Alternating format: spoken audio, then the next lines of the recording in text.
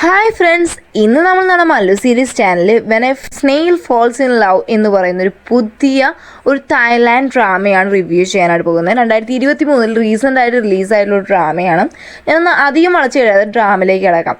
ഡ്രാമയുടെ starting സീനിൽ എൻ്റെ മ്യൂസിയമാണ് കാണിക്കുന്നത്. അപ്പം മ്യൂസിയത്തിൽ അവിടെ വന്നിട്ട് കുറേ റിപ്പോർട്ടേഴ്സ് എല്ലാം പറഞ്ഞുകൊണ്ടിരിക്കുകയാണ്. ഇന്ന് വളരെ സ്പെഷ്യലായിട്ടുള്ളൊരു ദിവസമാണ്.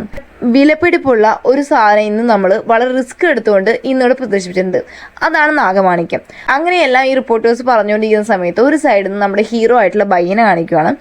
ബൈ വന്നിട്ട് ആരോടോ മെസ്സേജ് അയക്കുകയാണ്. ഈ മിഷൻ നല്ല പോലെ തന്നെയാണ് ഇമ്പ്രൂവ് ചെയ്ത് പോയിക്കൊണ്ടിരിക്കുന്നതെന്ന്. എന്നിട്ടാണെങ്കിൽ ഇവനാണെങ്കിൽ അതിനകത്തോട്ട് കയറുന്ന സമയത്ത് അവിടെയാണെങ്കിൽ ചെക്കിംഗ് ഒക്കെ ഉണ്ട് കേട്ടോ. അപ്പോൾ ഇവൻ കയറുന്ന സമയത്ത് അതിലൊരു റെഡ് കളർ കത്തുവാണ്. ഇത് ബാക്കിൽ നിൽക്കുന്നത് നമ്മുടെ നായികയായിട്ടുള്ള വിറ്റ കാണുകയാണ്. വിറ്റയ്ക്ക് ഇവൻ്റെ മേലൊരു ഡൗട്ട്. അപ്പോൾ ഇവൾ എന്ത് ചെയ്യാന്ന് വെച്ച് കഴിഞ്ഞാൽ ഇവൻ്റെ പിന്നാലെ തന്നെ ഫോളോ ചെയ്ത് നടന്നിട്ട് നൈസിന് ഇവൻ്റെ കയ്യിൽ ഇനി ബോംബോ എന്തെങ്കിലും ഉണ്ടോ എന്ന് അറിയാൻ വേണ്ടിയിട്ട് ഇവൻ്റെ മേലിൽ ചെന്ന് അങ്ങ് വീഴുക കേട്ടോ. വീണിട്ട് നൈസിനെല്ലാം ചെക്ക് ചെയ്ത് കഴിയുമ്പോൾ അതിനകത്തൊന്നുമില്ല. എന്നിട്ട് ഇവളെന്ത് ചെയ്യാന്ന് വെച്ച് കഴിഞ്ഞാൽ നേരെ ചെന്നിട്ട് ആ സെക്യൂരിറ്റി അടുത്ത് പറയാണ്, ആ നിൽക്കുന്ന ചെറുക്കനുണ്ടല്ലോ അവൻ്റെ കയ്യിൽ എന്തോ ഒരു പന്തികേടുണ്ട്, അവനെ ഒന്ന് നോക്കിക്കോണം, ഞാൻ ഇപ്പോൾ വരാമെന്നും പറഞ്ഞിട്ട് ഇവൾ വാഷ്റൂമിൽ ചെന്നിരുന്ന് പോലീസുകാരെ വിളിച്ച് ഈ കാര്യങ്ങളെല്ലാം ഇവരെ അറിയിക്കണം. ഇവിടെ ഇങ്ങനൊരു ആളുണ്ട്, നിങ്ങൾ പെട്ടെന്ന് വരണം, ഇവിടെ ബോംബ് വയ്ക്കാനാണെന്ന് തോന്നുന്നു അയാളുടെ പ്ലാൻ, വേഗം വരണേന്നൊക്കെ പറഞ്ഞിട്ട് ഇവൾ പുറത്തിറങ്ങുന്ന സമയത്താണെങ്കിൽ ബൈ ഇതാ വന്നിരിക്കുന്നത്. ഇവള് പൊത്തിയിട്ട് പറയുകയാണ്, ഞാൻ നീ വിചാരിക്കുന്ന കണക്ക് ചീത്ത മനുഷ്യനൊന്നുമല്ല, അങ്ങനെയാണെങ്കിൽ ഞാൻ നിൻ്റെ അടുത്ത് ഇങ്ങനെയല്ലോ സംസാരിക്കേണ്ടതെന്നൊക്കെ പറഞ്ഞ സമയത്ത് വിറ്റ് അത് കേൾക്കാനൊന്നും തയ്യാറില്ല. വിറ്റ് അവൻ്റെ കയ്യെ കയറി കടിച്ചു വെച്ചിട്ട് ഇറങ്ങി അവിടെ നിന്ന് ഓടുക. ഇനി നാഗമാണിക്യത്തിന് എന്തെങ്കിലും പ്രശ്നം വന്നാലോ. ഇവള് ഓടുന്ന സമയത്ത് പെട്ടെന്ന് അവിടെ സ്മോക്ക് ബോംബ് പൊട്ടാനായിട്ട് സ്റ്റാർട്ട് ചെയ്തത്. വേറെ ഒന്നുമല്ല, ഈ ബൈ വെച്ചിട്ടുള്ള പണിയാണ്. അപ്പോൾ ബൈ എല്ലാവരുടെ അടുത്തും പറയുന്നത് നിങ്ങളെല്ലാവരും കുനിഞ്ഞ് അപകടം പറ്റാതിരിക്കാൻ കുനിയാൻ പറയുന്നുണ്ട്. ആക്ച്വലി ഇവനെ ആളുകളെ ഹേർട്ട് ചെയ്യാനല്ല, ആ നാഗമാണിക്യം സേഫായി കൊണ്ടു നടക്കാനാണ് അവനെ ട്രൈ ചെയ്യുന്നത്. അപ്പം നമ്മുടെ വിറ്റ് ചുമ്മാ ഇരിക്കാതെ അവൾ ഓടി ചെന്നിട്ട് ആ നാഗമാണിക്യം എടുക്കണം എന്നുള്ള ഒരേ ഒരു ലക്ഷ്യത്തോടെ പോകാം. ബൈക്ക് ടെൻഷനാവുന്നുണ്ട്. കാരണം വെച്ച് കഴിഞ്ഞാൽ ഇവളങ്ങോട്ട് ഓടിച്ചെന്നും അവൾക്ക് എന്തെങ്കിലും പറ്റിയാൽ അതുകൊണ്ട് അവനെ ഓടിച്ചെന്നിട്ടും അവളെ രക്ഷിക്കുവാണ്. അപ്പോഴേക്കും നാഗമാണിക്യത്തിൻ്റെ ബാക്കിലും ബോംബ് വെടിക്കുവാണ്. ഇതേ സമയം കാണിക്കുവാണ് എയ്ക്ക് എന്ന് പറയുന്ന ഒരാളുണ്ട്. അയാൾ ആക്ച്വലി ഈ നാഗമാണിക്യം കട്ടെടുക്കാൻ വന്നേക്കുന്നത്. അയാളാണെങ്കിൽ ഭയങ്കര റിച്ച് ആയിട്ടുള്ള ഒരാളാണ് കേട്ടോ. അപ്പോൾ അയാളൊരു പെങ്കൊച്ച് അതുപോലെ തന്നെ മറ്റൊരു ആർക്കിയോളജിസ്റ്റ് രണ്ടുപേരെയാണ് കൊണ്ടുവന്നിട്ടുള്ള കൂടെ. എന്നിട്ട് ആ നാഗമാണിക്യം അവിടുന്ന് അടിച്ചു മാറ്റി കൊണ്ടുപോകാനായിട്ട് ശ്രമിക്കുന്ന സമയത്ത് ബൈ അങ്ങോട്ട് വന്നിട്ട് ഇവനെ തലയിൽ തോക്കു ചൂടിയിട്ട് പറയണം, എനിക്ക് അപ്പോഴേ അറിയായിരുന്നടാ നീ ഇവിടെ വരുന്നുള്ള കാര്യം, എനിക്ക് മുമ്പേ അറിയായിരുന്നു, അതുകൊണ്ട് തന്നെയാണ് ഞാൻ ഇങ്ങനൊരു പ്ലാൻ ചെയ്തതെന്ന് പറയാം. ഇതേ സ്ഥലത്തേക്ക് ഇവനെ ഫോളോ ചെയ്ത് വന്ന വിറ്റയും വരും കേട്ടോ. അപ്പോൾ വിറ്റയുടെ വിചാരത്തിൽ വന്നിട്ട് ആരാണ്, നമ്മുടെ ബൈ ആണ് വില്ലൻ എന്നല്ലേ. അതുകൊണ്ട് തന്നെ നമ്മുടെ ഈ എയ്ക്ക് നല്ലവനാണെന്ന് വിചാരിച്ചിട്ട് വിറ്റ വന്നിട്ട് നമ്മുടെ ബൈൻ്റെ അടുത്ത് ഫൈറ്റ് ചെയ്യാനായിട്ട് സ്റ്റാർട്ട് ചെയ്യുവാണ്. ബൈ കുറേ പറയുന്നുണ്ട് ഞാൻ കള്ളനൊന്നും അല്ലെന്ന് പറയുന്നെങ്കിലും വിറ്റ് ഒന്നും കേൾക്കാതെ ഇവൻ്റെ അടുത്ത് ഫൈറ്റ് ചെയ്ത് ഇവൻ്റെ കാലേ പിടിച്ച് ഞെണ്ടി കിടക്കുക. അതുകൊണ്ട് തന്നെ ഇവന് വന്നിട്ട് ആ ഏകിനെ പിടിക്കാൻ പറ്റാതെ ഏഗ് അവിടെ നിന്ന് രക്ഷപ്പെട്ട് പോവാണ്. എന്നിട്ടാണെങ്കിൽ ഇവനാണെങ്കിൽ ഓടി വന്നിട്ട് നോക്കുന്നുണ്ട് കേട്ടോ. എങ്കിൽ പോലും അപ്പോഴേക്ക് ഏഗ് രക്ഷപ്പെട്ട് പോവാണ്. ഏകിൻ്റെ കൂടെ ആ ഒരു പെണ്ണ് നിന്നില്ല. അപ്പോൾ ആ പെണ്ണ് പറയുകയാണ്, ഞാൻ ചെയ്തതിൻ്റെ കമ്മീഷൻ എനിക്കിങ്ങ് തന്നേക്കെന്ന് പറയുന്ന സമയത്തും ഈ ഏഗ് വന്ന് ആ പെങ്കൊച്ചിൻ്റെ തലയിലങ്ങ് ഷൂട്ട് ചെയ്യണം. അവിടെ നിന്ന് സീൻ കട്ടായി കഴിഞ്ഞാൽ ഈ പെങ്കൊച്ചിൻ്റെ ഡെഡ് ബോഡി കിട്ടിയിട്ട് അത് ആംബുലൻസിൽ കയറ്റി പോകുന്ന സമയത്തും പോലീസുകാരൻ്റെ അടുത്ത് വന്ന് നിന്നിട്ട് നമ്മുടെ വിറ്റ വന്ന് നടന്ന കാര്യങ്ങളെല്ലാം നന്നായിട്ട് എക്സ്പ്ലെയിൻ ചെയ്ത് കൊടുക്കണം. ആളുടെ ഹൈറ്റ് ഇങ്ങനെയാണ്, ആളുടെ വെയിറ്റ് ഇങ്ങനെയാണ്, ഷൂ സൈസ് ഇങ്ങനെയാണെന്നൊക്കെ പറഞ്ഞിട്ട് എക്സ്പ്ലെയിൻ ചെയ്യാം കേട്ടോ. അപ്പോൾ അങ്ങോട്ട് ഇവനും വരുന്നുണ്ട്. അപ്പോൾ ഇവനെ കാണുന്ന സമയത്ത് പറയുന്നത്, ആണ്ടേ സാർ ഈ നിൽക്കുന്നില്ലേ ഇയാളാണ് ഈ കള്ളെന്ന് പറഞ്ഞിട്ട് ഇവൾ പറയുന്ന സമയത്തും ഈ പോലീസുകാരൻ നേരെ വന്ന് ബൈനെ നോക്കി സല്യൂട്ട് ചെയ്യുന്നു. വേറെ ഒന്നുമല്ല, നമ്മുടെ ബൈ വന്നൊരു ക്യാപ്റ്റനാണ്, പോലീസിൽ ഇച്ചിരി വലിയൊരു സ്ഥാനത്തിരിക്കുന്ന ഒരാളാണ്. അപ്പോഴാണ് വിറ്റയ്ക്ക് കാര്യം മനസ്സിലാക്കുന്നത്. അത് കഴിഞ്ഞിട്ട് ആ ഒരു പോലീസുകാരൻ അവിടെ നിന്ന് പോകുമ്പോൾ വിറ്റ വന്നിട്ട് നമ്മുടെ ബൈൻ്റെ അടുത്ത് പറയുവാണ്, നീ എന്ത് പരിപാടിയാണ് കാണിച്ചത്, നീയൊക്കെ ഒരു പോലീസ് ഓഫീസറാണ്, ആളുകളെ ജീവൻ രക്ഷിക്കേണ്ട നീ തന്നെ ഇങ്ങനെയൊക്കെ ചെയ്താൽ എങ്ങനെയാണെന്നൊക്കെ ചോദിക്കാം. അപ്പോൾ ബൈ പറയും, ഇതൊരു മിഷൻ്റെ ഭാഗമായിട്ട് ഞാൻ ചെയ്തതെന്ന് പറയാം കേട്ടോ.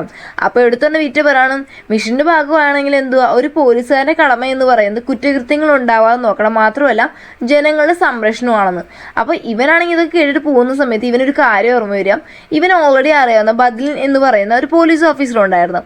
ആ പോലീസ് ഓഫീസറും ഇതേ സെയിം ഡയലോഗ് ഇവർ വന്നിട്ട് ഒരു മിഷന് പോകുന്ന സമയത്ത് പറഞ്ഞത് ഇവൻ ആലോചിച്ചിട്ട് ഇവൻ പോവാണ്. ആ സമയത്ത് ഇവളൊരു കാര്യം കൂടി പറയുവാണ്, ഞാനൊരു പോലീസ് ഓഫീസറെ കേട്ടോ എന്ന് പറഞ്ഞിട്ട് ഇവൾ അവിടെ നിൽക്കുക കേട്ടോ. അപ്പോൾ ഇവനിതൊന്നും മൈൻഡ് ചെയ്യാതെ നേരെ വീട്ടിൽ ചെല്ലുവാണ്. വീട്ടിൽ ചെന്ന് കഴിഞ്ഞിട്ട് ഇവനാണെങ്കിൽ ഓൾറെഡി ഒരു വെക്കേഷനിൽ എങ്ങാണ്ടാണ്. പക്ഷെ ആ ടൈമിലാണ് ഈ ഒരു കേസിൻ്റെ പിന്നാലെ ഇവൻ വന്നിട്ടുള്ളത്. മാത്രമല്ല ഇവൻ അവിടെ ഇരുന്നുകൊണ്ട് നമ്മുടെ വിറ്റയുടെ ബയോഡാറ്റയും കാര്യങ്ങളെല്ലാം നോക്കുന്നുണ്ട്. അപ്പോൾ അതിലൊരു സ്പെഷ്യാലിറ്റി എന്ന് വെച്ച് കഴിഞ്ഞാൽ പോലീസ് ആവണമെങ്കിൽ നമുക്ക് ഇൻ്റലിജൻസ് മാത്രം ഉണ്ടായിട്ട് കാര്യമില്ല, ഫിസിക്കൽ സ്ട്രെങ്ത്തും കൂടി നല്ല വൃത്തിയായിട്ട് വേണം. ഇവൾക്ക് വന്നിട്ട് 50.1 ഉള്ളൂ. ആക്ച്വലി 50 കട്ട് ഓഫ്, ഇവൾ ജസ്റ്റ് പാസിന് കയറി വന്നതാണ്. പക്ഷേ ഇൻ്റലിജൻസ് ആണെങ്കിൽ ബാക്കിയുള്ള പോലീസുകാരെക്കാളും ഭയങ്കര ഹൈ ആണ്. 98.3 സംതിങ് മാർക്കാണ് അവൾ കിട്ടിയിരിക്കുന്നത്. അപ്പോൾ ഇതെല്ലാം വന്ന് അവരവിടെ നോക്കിക്കൊണ്ടിരിക്കുവാണ്. അവിടുന്ന് സീൻ കട്ടായി കഴിഞ്ഞാൽ പിറ്റേന്ന് കാണിക്കുവാണ് പോലീസ് സ്റ്റേഷനിൽ വന്നിട്ട് ഒരു ചെറുക്കനെ കാണിക്കുക. ഈ ചെറുക്കൻ്റെ പേരാണ് ലിങ്ങിന് വന്നിട്ട് ഒരു കോള് വരുവാണ്. വേറെ ഒന്നുമല്ല, അവരുടെ പോലീസ് സ്റ്റേഷനിൽ ഒരു സസ്പെക്റ്റ് വരാനായിട്ട് പോകുന്നുണ്ട്. അപ്പോൾ ഇവനാണെങ്കിൽ വേഗം ചെന്നിട്ട് അവിടെ ഉറങ്ങിക്കൊണ്ടിരിക്കുന്ന ഒരു സീനിയർ പോലീസുകാരനെ വിളിക്കുക. ഇയാളുടെ പേരാണ് ഹാൻ്റെ അടുത്ത് പറയാണ് വേഗം റെഡിയാവുക, ഒരു സസ്പെക്റ്റ് താണ്ടി നമ്മുടെ പോലീസ് സ്റ്റേഷൻ വഴിയാണ് പോലീസ് സ്റ്റേഷനിൽ വരുന്നുണ്ട്, അയാളെ പിടിക്കണം എന്ന് പറയുക കേട്ടോ. അപ്പോൾ ആ സമയത്ത് അങ്ങോട്ട് മൂന്നാമതൊരു പോലീസുകാരൻ വരികയാണ്. ഇയാളുടെ പേരാണ് നിക്ക് വന്നോണ്ട് പറയുവാണെങ്കിൽ നമ്മുടെ ഇന്ന് ഓഫീസിലെ പുതിയൊരു പെങ്കൊച്ച് വന്ന് ജൂനിയറായിട്ട് ജോയിൻ ചെയ്യാനാണ് വേണ്ടത്. അവളാണെങ്കിൽ ഭയങ്കര ഹൈറ്റാണ്, ഭയങ്കര ഇൻ്റലിജൻ്റ് ആണ്, എൻ്റെ കപ്പ് ഓഫ് ടേസ്റ്റ് ആണ്. ഇവനാണെങ്കിൽ നല്ല ഹൈറ്റുള്ള പെൺപിള്ളേരൊക്കെ ഭയങ്കര ഇഷ്ടമാണ്. അപ്പോൾ ഇവൻ പറയുന്നത് ഈ വിറ്റയെ പറ്റി കേട്ടോ. പുകഴ്ത്തി ഇങ്ങനെ പറഞ്ഞുകൊണ്ടിരിക്കുവാണ്. ആ സമയത്ത് വിറ്റവൻ്റെ പിന്നിൽ വന്ന് നിൽക്കുന്നുണ്ട്. ഇത് വന്നിട്ട് ഹാന് മനസ്സിലായിട്ട് പറയണം, നീ ആരെ പറ്റിയാണ് ഇപ്പോൾ പറഞ്ഞുകൊണ്ടിരുന്നതെന്ന് ചോദിക്കുന്ന സമയത്ത് നിക്ക് പറയണം വേറെ ആരെ പറ്റിയാണ്, വിറ്റയെ പറ്റിയാന്ന് പറയാം കേട്ടോ. അപ്പോൾ ഇവള് ബാക്കിൽ നിന്ന് സംസാരിക്കുന്നുണ്ട്, ഒരു ഫയലും കൊടുക്കുന്നുണ്ട്. അപ്പോൾ ഇവൻ പറയണേ ഈ പെങ്കൊച്ചോ അത് വന്ന് ഫയൽ തരാൻ വന്നതെന്ന് പറഞ്ഞിട്ട് പറയുന്ന സമയത്ത് അവർ പറഞ്ഞേ നീ വിചാരിച്ച ആളുണ്ടല്ലോ അത് ഇതാന്ന് പറയാം. അപ്പോൾ ഇവൻ നോക്കുമ്പോൾ ഇവളാണെങ്കിൽ കുള്ളത്തിയാം, വലിയ ഹൈറ്റ് ഒന്നുമില്ല. അപ്പോൾ ഇവളാണോ ഉദ്ദേശിച്ച ആളെന്നും പറഞ്ഞിട്ട് ഇവനെ നിൽക്കുക കേട്ടോ. ഈ സമയത്താണ് പെട്ടെന്ന് സസ്പെക്റ്റ് അവിടെ വന്നതെന്ന് അറിയുന്നത്. അപ്പോൾ ഇവരൊക്കെ ഓടി വരുമ്പോഴേക്കും അവിടെ വേറൊരു പെങ്കൊച്ചു വന്നിട്ട് ആ ഒരു സസ്പെക്റ്റിനെ അടിച്ച് ഒരു കോലമാക്കിയിട്ട് പിടിച്ചു വെക്കുന്നുണ്ട് കേട്ടോ. ഈ പെങ്കൊച്ചിൻ്റെ പേരാണ് മിങ്. പക്ഷേ ഇവളിങ്ങനെ പിടിച്ചു വെക്കുന്ന സമയത്ത് ഈ ഒരു സസ്പെക്റ്റ് വന്നിട്ട് എന്തോ ആലോചിച്ചുകൊണ്ട് ചിരിക്കുന്നു. അപ്പോൾ ഇത് കണ്ട വിറ്റ് പറയുകയാണ് നമ്മൾ ഉദ്ദേശിച്ച കണക്കല്ല, ഈ സസ്പെക്റ്റിൻ്റെ ഉദ്ദേശം വേറെ എന്തോ ഒരു പ്ലാനിങ് ആണെന്ന് പറയുകയാണ്. അവിടെ നിന്ന് സീൻ കട്ടായി കഴിഞ്ഞാൽ നമ്മുടെ ഹാൻ വന്നിട്ട് തലയിൽ കൂടെ ഒരു തുണിയെല്ലാം ഇട്ടിട്ട് സസ്പെക്റ്റിനെ വന്ന് പോലീസ് സ്റ്റേഷനിലാക്കാനായിട്ട് പോകാം. ആ സമയത്ത് 3 പേരാണ് ഇവരെ ഓപ്പോസിറ്റ് വന്ന് തോക്ക് കാണിച്ചിട്ട് ഹാൻ്റെ അടുത്ത് പറയണം ആ സസ്പെക്റ്റിനെ വിടിവിക്കാൻ. ആ സമയത്ത് ബാക്കിൽ നിന്നാണെങ്കിൽ ബാക്കി പോലീസുകാരും വളയുന്നുണ്ട്, ഫ്രണ്ടിൽ നിന്നാണെങ്കിൽ ബാക്കിയുള്ള പോലീസുകാരും വളയുന്നുണ്ട്. അത് കഴിഞ്ഞിട്ട് തൊപ്പി വരുമ്പോൾ മനസ്സിലാവുന്ന ഇവൻ വന്ന് ആക്ച്വലി പിടിച്ചുകൊണ്ട് വന്നത് ആ സസ്പെക്റ്റ് അല്ല, പകരം ശരിക്കും അവരുടെ ഇടയിലുള്ള ഒരു പോലീസുകാരനെയാണ്. അപ്പോൾ ഇത് കാണുന്ന സമയത്ത് ആ ഒരു വില്ലന്മാർക്ക് പിന്നെ ഒന്നും ചെയ്യാൻ പറ്റത്തില്ല, അവരെയും വന്ന് പോലീസുകാർ പിടിക്കുവാണ്. അതിനുശേഷം അവിടെയുള്ള എല്ലാവരും വന്ന് വിറ്റയുടെ ചോദിക്കുവാണ് നീ എങ്ങനെ കണ്ടുപിടിച്ചു ഇവർക്ക് വേറെ എന്തോ ഒരു പ്ലാൻ ഉണ്ടെന്ന്. അപ്പോൾ വിറ്റ പറയാണ് ഞാൻ ഇങ്ങോട്ട് കയറി വന്ന സമയത്തിന് ഞാൻ ശ്രദ്ധിച്ചായിരുന്നു, ഇവിടുന്ന് പോലീസുകാർ വണ്ടി എടുത്ത് പോകുന്ന സമയത്ത് വണ്ടി പഞ്ചറാവാൻ വേണ്ടി കുറേ സാധനങ്ങൾ അവിടെ ഇട്ടിട്ടുണ്ട്. മാത്രമല്ല ഇത്രയും റിസ്ക് പിടിച്ചിട്ട് ഈ ഒരു പോലീസ് സ്റ്റേഷനിലേക്ക് അവർ എത്തിയിട്ടുണ്ടെങ്കിൽ അവരുടെ ലക്ഷ്യം വന്ന് സിമ്പിൾ ആയിരിക്കത്തില്ല. ഇവർക്ക് വേറെ വഴിക്ക് രക്ഷപ്പെട്ട് പോകാമായിരുന്നല്ലോ, അവർ ഈ വഴിയെ വരേണ്ട കാര്യമില്ലല്ലോ. അപ്പോൾ ഇവരുടെ ലക്ഷ്യം വന്ന് ഒന്നെങ്കിൽ ഇവിടെയുള്ള എവിഡൻസ് കട്ടുകൊണ്ട് പോകാമെന്നും. ആക്ച്വലി അതിന് തന്നെയാണ് ആ സസ്പെൻസ് വന്നിരിക്കുന്നത്. മാത്രമല്ല അങ്ങോട്ട് അവരുടെ ചീഫ് വരുവാണ്. ചീഫ് വരുന്ന സമയത്ത് ഇവരാണെങ്കിൽ എല്ലാ കാര്യങ്ങളും നടന്നതെല്ലാം പറയുക കേട്ടോ. പക്ഷെ പ്രശ്നമൊന്നുമില്ല, ആ പോലീസ് സ്റ്റേഷനിൽ ഒരു പോലീസ് ഓഫീസർക്കുള്ള വേക്കൻസിയേ ഉള്ളൂ. പക്ഷെ ഇപ്പോൾ വിറ്റയും അതുപോലെ തന്നെ നമ്മുടെ മിങ്ങും വന്നിട്ടുണ്ടല്ലോ. അപ്പോൾ അതിൽ ഏതെങ്കിലും ഒരാളെ എടുക്കണം. പിന്നെ പോലീസുകാരുടെ കാര്യം നമുക്കറിയാം, അവർക്ക് വന്ന് ഇൻ്റലിജൻസ് മാത്രം പോരാ, ഫിസിക്കലി ഫിറ്റ് ആയിരിക്കണം. പക്ഷേ ഫിസിക്കൽ ഒരു ഇത് നോക്കുവാണെങ്കിൽ മിങ്ങാണ് വിറ്റയേക്കാളും ബെറ്റർ. അതുകൊണ്ട് തന്നെ നമ്മുടെ വിറ്റയെ കൊണ്ടുപോയിട്ട് ഈ ചീഫ് ചെന്ന് സംസാരിക്കുവാണ് കേട്ടോ. എന്നിട്ട് ചീഫ് പറയണം ഒരു പക്ഷേ ഇവിടുത്തെ ക്യാപ്റ്റൻ ഇവിടെ ഉണ്ടായിരുന്നെങ്കിൽ, മീൻസ് നമ്മുടെ ബയ്യെ ഉണ്ടായിരുന്നെങ്കിൽ അവൻ്റെ അടുത്ത് ഡിസ്കസ് ചെയ്തിട്ട് നമുക്ക് തീരുമാനിക്കാമായിരുന്നു. പക്ഷെ ആളില്ലാത്ത സ്ഥിതിക്ക് ഞാനിപ്പോൾ എന്താ ചെയ്യാനാ എന്ന് പറഞ്ഞിട്ട് ഇവിടെ നോട്ട് പാസ് എന്ന് പറഞ്ഞാൽ സീലടിക്കാൻ നിൽക്കുക. അപ്പോൾ അവളെ എടുത്തോണ്ട് പറയാം നിൽക്ക് ചീഫ് ഒരു കാര്യം കൂടി ഞാൻ പറഞ്ഞോട്ടെ എന്ന് പറഞ്ഞിട്ട് പറയുകയാണ്. ഇവളിങ്ങനെ ഓരോ കാര്യങ്ങൾ അവിടെയുള്ള കാര്യങ്ങൾ ഓഫീസിലെ അവസ്ഥയും നോക്കിയിട്ട് പറയണം ചീഫ് നിങ്ങൾ ഇടയ്ക്കിടയ്ക്ക് നിങ്ങളുടെ കല്യാണം മുതൽ ഊരാറുണ്ട് അല്ലേ, അപ്പോൾ മാത്രമല്ല നിങ്ങളിപ്പോൾ പോയി വന്നിട്ടുള്ള ഈ ഒരു ഹോട്ടലിലാണ്, അപ്പോൾ നിങ്ങൾക്ക് എന്തെങ്കിലും എക്സ്ട്രാ മാരിറ്റൽ അഫെയർ വല്ലതും ഉണ്ടോ എന്ന് ചോദിക്കുകയാണ്. ആക്ച്വലി അവൾ പറഞ്ഞത് നേരെ തിരിച്ചാണ്. ഇയാൾ വന്നിട്ട് ഓരോ കേസ് കാര്യങ്ങൾക്ക് മുമ്പ് പേഴ്സണൽ ലൈഫിൽ അത് ഇൻ്റർഫിയർ ആവാതിരിക്കാനാണ് അങ്ങനെ ചെയ്യുന്നത്. എങ്കിൽ പോലും അവളുടെ അനലിറ്റിക്കൽ ചിന്താഗതി വെച്ചിട്ട് ഈ ചീഫ് പറയണം മോളെ നിൻ്റെ ചിന്താഗതിയൊക്കെ നല്ലതാണ്, പക്ഷെ നീ ഒരു കൺക്ലൂഷനിൽ എത്തുന്നത് നിൻ്റെ ഫീലിങ്സ് വെച്ചാവരുത്, മനസ്സിലായോ? ഓക്കെ, അപ്പോൾ അത് തെറ്റാവാനും ചാൻസ് ഉണ്ട്. എന്നിരുന്നാൽ പോലും ഓക്കെ എന്ന് പറഞ്ഞിട്ട് ഇവരിങ്ങനെ സംസാരിച്ചുകൊണ്ടിരിക്കുക. അതൊന്നും നമ്മളൊന്ന് സീൻ കട്ടായി കഴിഞ്ഞാൽ ഇവിടെ അത് കഴിഞ്ഞിട്ട് പുറത്തേക്ക് വരും കേട്ടോ. മുഖം ഇങ്ങനെ വെച്ചിട്ടാണ് വരുന്നത്. ഇത് അങ്ങോട്ട് വന്ന് നിക്ക് വരും കേട്ടോ. അപ്പം നിക്ക് വിചാരിച്ച് ഇവളെ എങ്ങാണ്ട് പാസ്സാക്കാണ്ട് വിട്ടുന്നു. അപ്പോൾ അവനാണെങ്കിൽ ഇവളെ കളിയാക്കിക്കൊണ്ടിരിക്കുന്ന സമയത്ത് ഇവളിങ്ങനെ പറയുക കേട്ടോ, ചീഫിൻ്റെ കാര്യങ്ങളെല്ലാം പറയാം. അപ്പോൾ എടുത്തുകൊണ്ട് ഇവൻ പറയണം നീ എന്തൊരു മണ്ടിയാ, ചീഫിൻ്റെ കാര്യം അങ്ങനെയൊന്നും അല്ലെന്ന് പറഞ്ഞിട്ട് ഇവളെ ഉപദേശിച്ചിട്ട് അപ്പോൾ നീ പാസ്സായില്ല അല്ലേ എന്ന് പറഞ്ഞിട്ട് കളിയാക്കുക. അപ്പോൾ എടുത്തുകൊണ്ട് അവൾ എടുത്ത് കാണിക്കും. അപ്പോൾ അവൾ പാസ്സായെന്ന് പറഞ്ഞിട്ട് സീര അടിച്ചിട്ടാണ് ചീഫ് ഇട്ടിരിക്കുന്നത്. മാത്രമല്ല ഇവൾക്ക് വന്ന് 3 മാസം സമയമുണ്ട് അവളുടെ ഫിസിക്കൽ കണ്ടീഷൻസൊക്കെ ഇമ്പ്രൂവ് ചെയ്തിട്ട് ആ ഒരു ടെസ്റ്റിൽ പാസ്സാവാനായിട്ട് കൊടുത്തിട്ടുണ്ട്. ഇനി പിറ്റേന്ന് രാവിലെയാണെങ്കിൽ നമ്മുടെ ഫിസിക്കലൊക്കെ റെഡിയാക്കണ്ടേന്നും പറഞ്ഞ് അവളും മിങ്ങും കൂടിയാണ് ജോഗിങ്ങിന് പോകുന്നത്. പക്ഷേ എങ്കിൽ ഇവർ ഓടുന്ന സമയത്തും നമ്മുടെ മിങ്ങിൻ്റെ അത്ര സ്പീഡിലൊന്നും നമ്മുടെ വിറ്റയെ കൊണ്ട് എത്താൻ പറ്റുന്നില്ല കേട്ടോ. അപ്പോൾ വിറ്റയും മിങ്ങും കൂടി കുറേ മത്സരിച്ച് നോക്കുന്നെങ്കിലും മിങ്ങാണ് ആദ്യം പോകുന്നത്. അപ്പോൾ ലാസ്റ്റ് പാവം നമ്മുടെ വിറ്റയാണെങ്കിൽ മെല്ലെ ഓടി വരും കേട്ടോ. അവളിങ്ങനെ ഓടി വരുന്ന സമയത്ത് പെട്ടെന്നൊരു പെണ്ണ് കരയുന്ന ശബ്ദം കേൾക്കുവാണ്. അങ്ങോട്ട് വേറൊരു ചെറുക്കനും വരുന്നുണ്ട്. ആ ചെറുക്കൻ്റെ പേരാണ് സെന്ന് വന്ന് നോക്കുന്ന സമയത്ത് സെന്നിൻ്റെ അങ്കിളിൻ്റെ മോളാണ് അവിടെ ആക്ച്വലി വന്ന് അപകടം പറ്റി കിടക്കുന്നത്. ഈ പെണ്ണിൻ്റെ പേരാണ് ഷിൻ.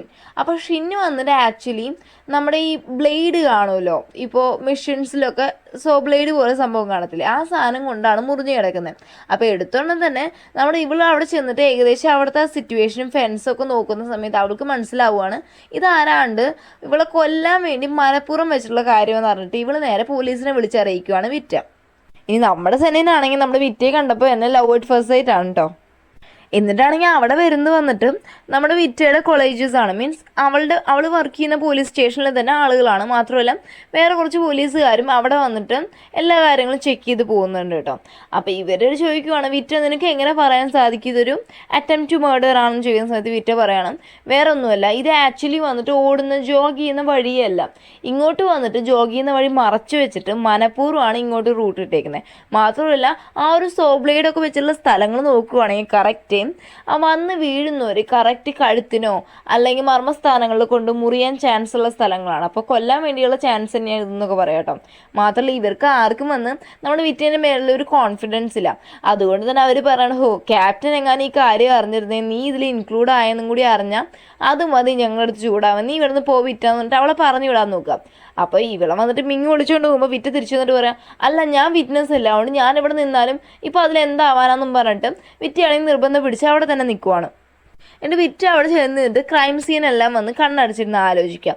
ഈ സമയത്ത് തന്നെ നമ്മുടെ ക്യാപ്റ്റൻ ആണെങ്കിൽ നമ്മുടെ ലിങ്ങിനെ വിളിച്ചിട്ട് എല്ലാ കാര്യങ്ങളും അന്വേഷിച്ചിട്ട് ക്യാപ്റ്റൻ ഒരു കാര്യം പറയാം. ഇതേ കാര്യം തന്നെയാണ് നമ്മുടെ വിറ്റിയും അവളുടെ ഇമാജിനേഷനിലൂടെ കണ്ടുകൊണ്ടിരിക്കുന്നത്.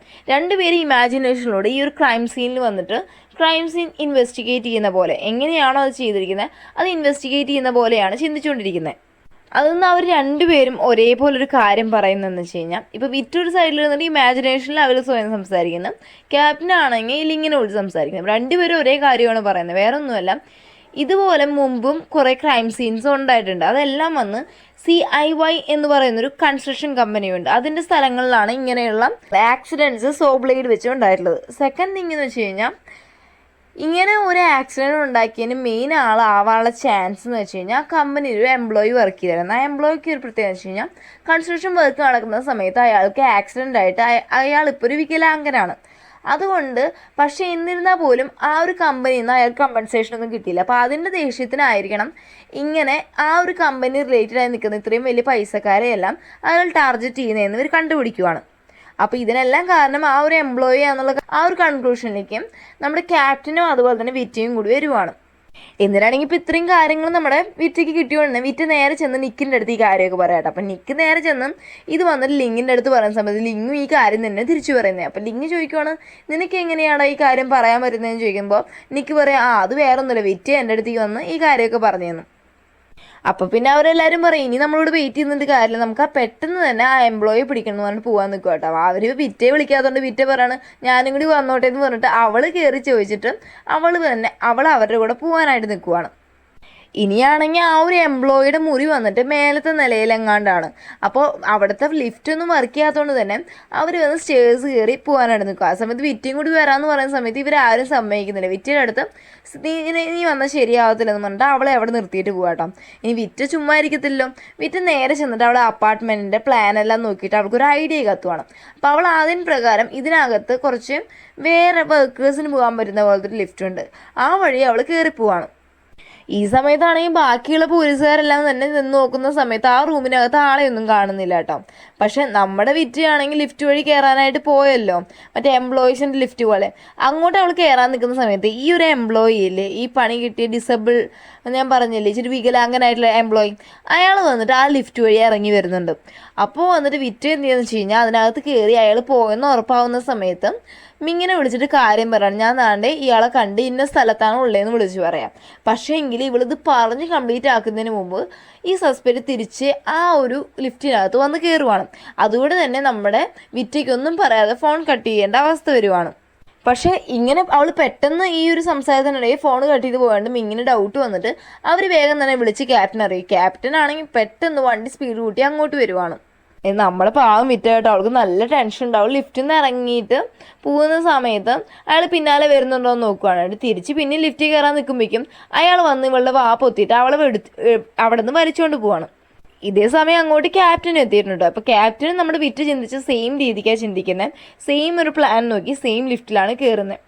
ഈ സമയത്താണെങ്കിൽ ആ ഒരു ബിൽഡിങ്ങിൻ്റെ ഏറ്റവും മേലത്തെ ടോപ്പിൽ കൊണ്ടുവന്നിട്ട് ആ ഒരു എംപ്ലോയി വന്നിട്ട് ഇവളുടെ കഴുത്തിൽ ആ സോ ബ്ലേഡ് വെച്ചിട്ട് ഇവളെ വന്നിട്ട് ഭീഷണിപ്പെടുത്തുവാണ്. ഞങ്ങളെ പോലുള്ള സാധാരണക്കാരെയൊക്കെ കണ്ടാലേ നിങ്ങൾക്ക് ഒരു വിലയും കാണത്തില്ല, ഞങ്ങളുടെ ജീവനാണെങ്കിലും ശരി ഞങ്ങളുടെ അവകാശങ്ങൾക്കാണെങ്കിലും ശരി ആരും ഇല്ല സംസാരിക്കാൻ, നിന്നെയൊക്കെ കൊന്നെങ്കിൽ ഇവരെയൊക്കെ പഠിക്കും എന്നൊക്കെ പറഞ്ഞിട്ട് നമ്മുടെ വിറ്റ് വന്നിട്ട് കൊല്ലാനായിട്ട് നിൽക്കുന്ന സമയത്ത് വിറ്റ് അവൻ്റെ അടുത്ത് പറയാണ്, നീ വിചാരിക്കുന്ന കണക്കൊന്നുമല്ല കാര്യങ്ങൾ, നിങ്ങളെ സപ്പോർട്ട് ചെയ്യാൻ ആൾക്കാരുണ്ട്, പക്ഷേ നീ കറക്റ്റായിട്ടുള്ള സ്ഥലത്ത് എത്തിയിട്ടില്ലെന്ന് മാത്രം എന്നൊക്കെ പറഞ്ഞിട്ട് ഇവൻ്റെ മനസ്സ് മാറ്റാനായിട്ട് വിറ്റ് ശ്രമിച്ചുകൊണ്ടിരിക്കുക. ആ സമയത്താണെങ്കിൽ നമ്മുടെ ക്യാപ്റ്റൻ ബൈ ഉണ്ടെങ്കിൽ എങ്ങനെയൊക്കെയോ നോക്കി അങ്ങോട്ട് ലാസ്റ്റ് എത്തുക കേട്ടോ. ഇവനും കൂടി കണ്ടോടുകൂടി അയാൾക്ക് പിന്നെ അയാൾ വിചാരിക്കുവാണെങ്കിൽ ഇനി ഇവളെ കൊന്നിട്ടേ ഉള്ളൂ കാര്യം എന്നും പറഞ്ഞിട്ട് ഇവളെ ബാക്കിൽ നിന്നുള്ള കഴുത്തിനങ്ങ് ആ ഒരു സോ ബ്ലേഡ് വെക്കുക. എന്നിട്ട് പറയാണ്, നിങ്ങൾ അടുത്ത് വന്നാൽ ഇവളെ ഞാൻ കൊന്നിരിക്കും, അത് ഉറപ്പാണ്, ഞാൻ എന്തായാലും ജയിലാവുന്നത് ഇവളെ കൊന്നിട്ടേ പോകത്തുള്ളൂ എന്ന് പറഞ്ഞിട്ട് ഇവളെ കഴുത്തിലായിട്ട് ചെറുതായിട്ട് ബ്ലഡ് വരാൻ തുടങ്ങുകയാണ്.